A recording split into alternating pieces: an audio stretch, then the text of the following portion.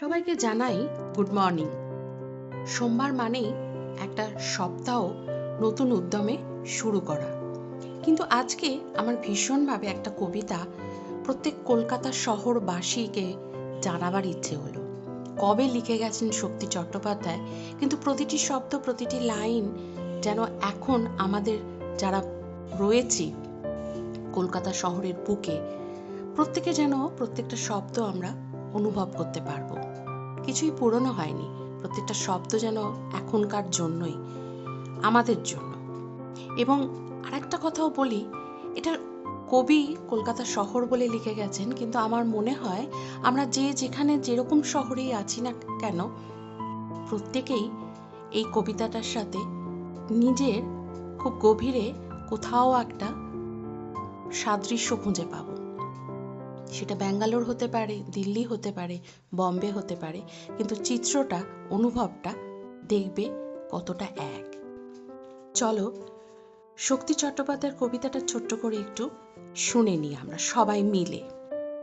সংঘমিত্র সমীপিসু, সকলে প্রত্যেকে একা, বিশেষত কলকাতা শহরে। কেউ বা স্বভাবে একা, কাজের প্রভাবে একা কেউ।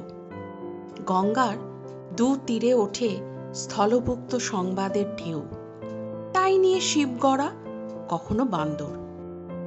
খুনো খুনি, ধর্ষণ, দলীয় মার, চমৎকার মশকরা মিটিং এই চলে। কথা বলে মঞ্চে কোনো নববিদ্যাপতি, তার ভাষ্য লিখে আনে সহদার রিপোর্টার কেউ। আমরা কাগজে ছাপি খাপি করে, লম্বা চওড়া করে, যখন যা প্রয়োজন।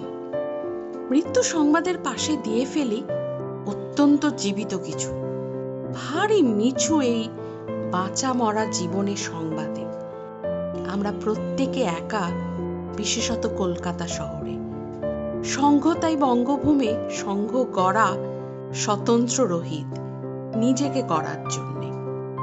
দূরকে নিকটে আনা যাবে, তাও তো যথেষ্ট। যদি সহোদর একই ঘরে থাকে, একক ছাদের নিচে, কাছাকাছি, সঙ্গ মিত্র হয়ে কিছুকাল। কবিতাটা কেমন লাগলো, প্রতিটা শব্দ তুমি অনুভব করতে পারলে কিনা একটু কমেন্টে জানিও। সবাই খুব ভালো থেকো।